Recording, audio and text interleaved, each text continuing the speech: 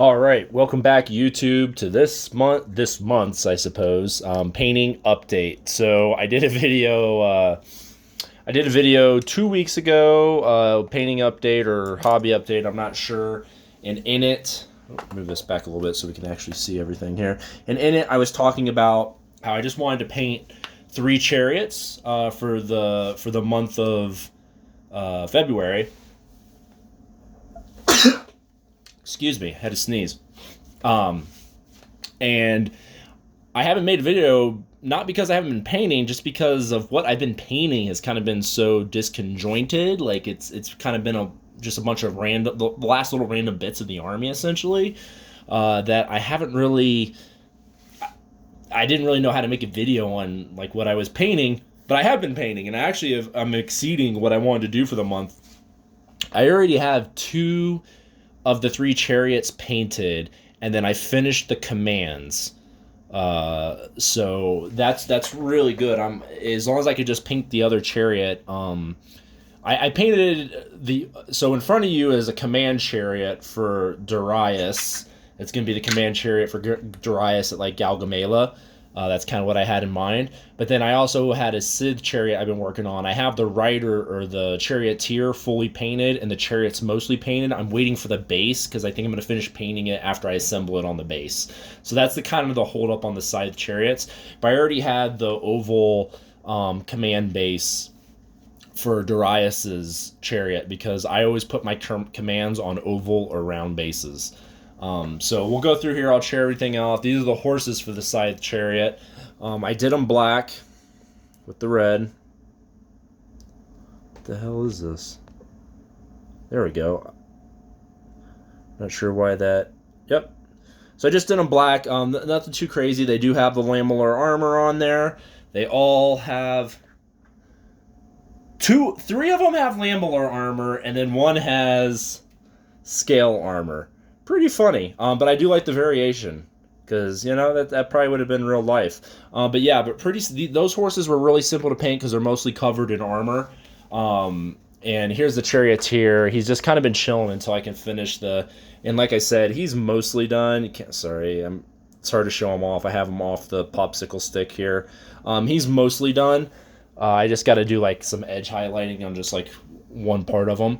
But yeah, so I did him on top of that, and then I did the 4 horses. The chariot, like I said, the chariot's mostly painted. I just wanted to assemble it before doing the final painting. But I did get done with the hero figures. So this is a heavy, and all of this in front of you is either Foundry or Polemark. So that the horses I just showed off and the charioteer, that was from Polemark, and everything else here is from Foundry. So this is a general, a Persian general with an heavy half-barded horse, and I'm going to use him for Bessos. So this is going to be for the Alexandrian period. I really like the way he turned out. This is going to be Bessos. So he's going to be a hero/command figure for the Persian heavy cavalry at Galgamela, and for other battles too, because Bessos fought a lot. And then I did another just generic commander that can be with the light cavalry, because he's obviously, his horse isn't armored, he's in lighter gear, he just has the padded armor, he has an axe. But I like the way he turned out as well.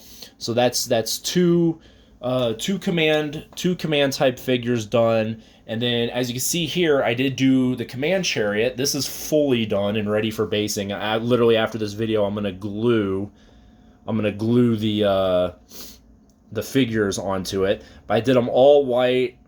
No contrast paints on any of this stuff because if you watch my previous video, I tried using contrast paints on the Scythian horses, and it turned out like shit.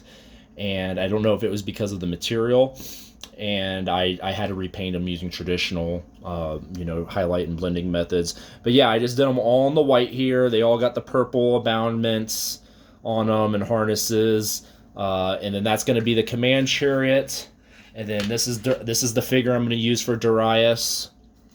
Right here, nothing crazy. I thought about potentially giving him a stripe, a yellow or white stripe on his man dress here, but I probably won't. But he's holding a bow. This is actually one of the Persians from the Persepolis Guard set, but I only used 5 for the Xerxes command stand, and this one was different. He wasn't holding a spear, he was just holding a bow.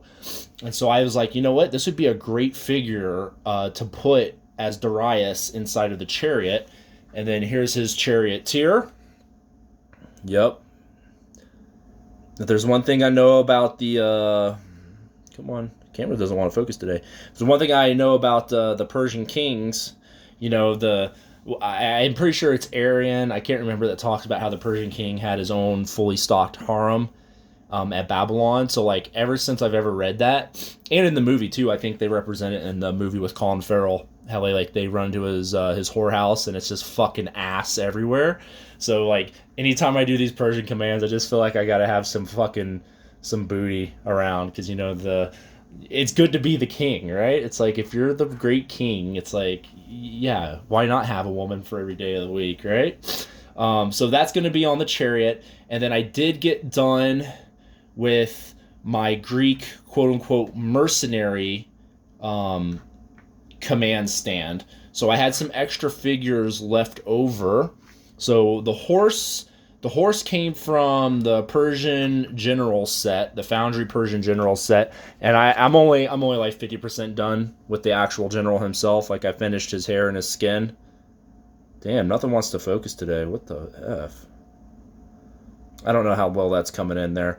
But yeah, I'm working on him today. He's the last one. We'll get him done. He won't take too long. But he's going to go on this horse here. He gets a white horse as well. And the reason why I think I'm going to use him... The horse is a little bit more blended than what you can tell. The camera's not picking up. I did subtle blended. I built up from gray, essentially, to white. But the reason why I'm going to use him as a mercenary Greek general, he just screamed Greek to me. He had a big beard. He had the Corinthian helmet, but he's wearing trousers, which would have been very un-Greek. He has the scale cuirass, which is here nor there. Greeks and Persians would have wore that. But I had a couple of figures left over from my Foundry Greeks that were command figures. And so these are going to be on the base with him too.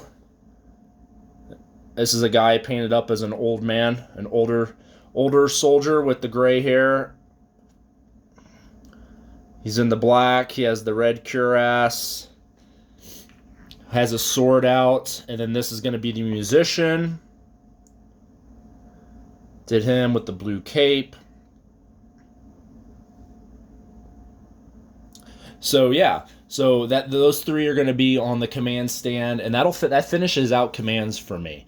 I will not need any more commands. That gives me 1 Persian commander that I use. It has about 5 or 6 figures on it that I used during the Battle of Marathon. I have that command stand. I have the Greek Mercenary. I have 2 versions of Darius, and then I also have Bezos. So I think that's good, and I plan on using Bezos not as much more as a commander, but as a hero figure, because we like to play Warhammer Ancient Battles, and I like the concept of having personalities in the army list, right? Like when we did Marathon, Holy Diver had Themistocles and oh shit. The one who died. Oh Lord, it's escaping me. It's gonna drive me absolutely. Well, one of the Greek heroes that actually died in the battle. Themistocles didn't die, but he was there. And then obviously you have Miltiades. So, you know, Holy Diver had 3 Greek heroes, and we gave them special rules. I didn't have any. I just had the 1 Persian commander who was the Persian? Mardonius? I think it was Mardonius, who was at Marathon. But he just had some pretty standard flair. But yeah, I really like having the command figures that are unique with special rules that are personalities. Because if you're playing a battle and you really want to have those Julius Caesars and Alexanders and you know those types, those Hannibals. You want those commanders represented because they made such a huge difference on the battlefield. You know, it's even in the movie Wellington, or in the movie Waterloo, Wellington says Napoleon's hat's worth like 10,000 soldiers. And it's like, because back in the days before modern technology, yeah, today generals, they're all the same and they all suck, right? But like back then, like if you were like Napoleon, I mean, just having Napoleon on the battlefield, just his name with his gravitas was a lot, right? And that's why that, Wellington said that in that scene in the movie. But yeah, so that's what we got done. I think all in all, let's see, we got 4, 6, 8, 10, 12, 16, 18. So I painted 20 miniatures in 2 weeks, which is about on par for me. I normally can do about 50 a month. So nothing too crazy. I did spend a little bit of time giving these ones some love because they're command figures and specials, whatnot. But yeah, so not bad. I'm definitely on track to finish with where I want to be. Honestly, I can probably get the rest of the chariots and 10 casualty. I think I have 8 or 10 casualty markers. And if I can get those done this month, I'll be really happy, because that'll put my total at around 50 miniatures, give or less.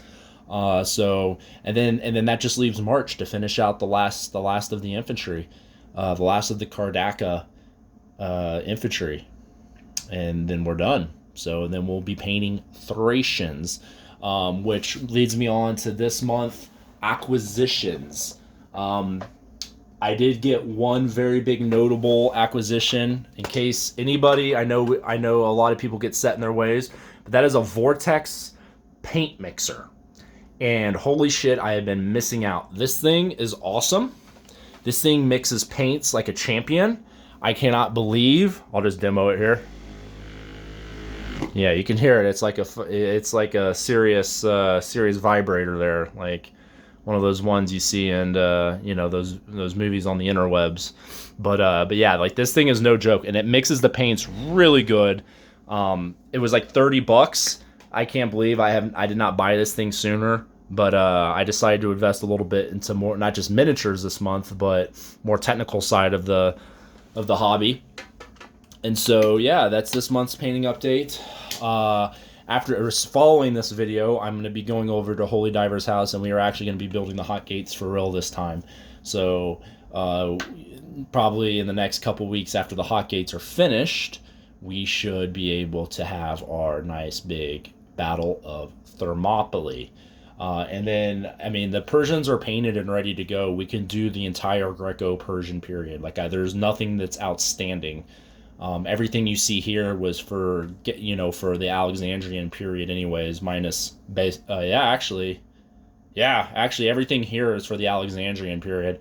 So we've been able, the last unit I needed for the Greco-Persian wars were the Scythian horse maidens, and they're done. So so that's this week's painting update. Hopefully next week I'm able to show off the 2 side chariots completed. That's kind of my goal, and maybe some casualties. We'll see how that's going, but I'm really enjoying painting, and I'm starting to switch gears into the other project. The Greeks, like I said, are starting out with the Thracians. I got 100 Thracians on deck, so it's going to be a small army in itself. We're going to have 3 or 4 large war bands plus a command stand, and I might expand it to cavalry as well. So it might legitimately be like 150 miniature army. Whoops, knocked the tripod. When all said and done. So, but we'll see. I always start off modest, and then I like to grow things. Persian army, case in point. So, yeah. Till next time, guys. Enjoy your hobby time and keep on painting.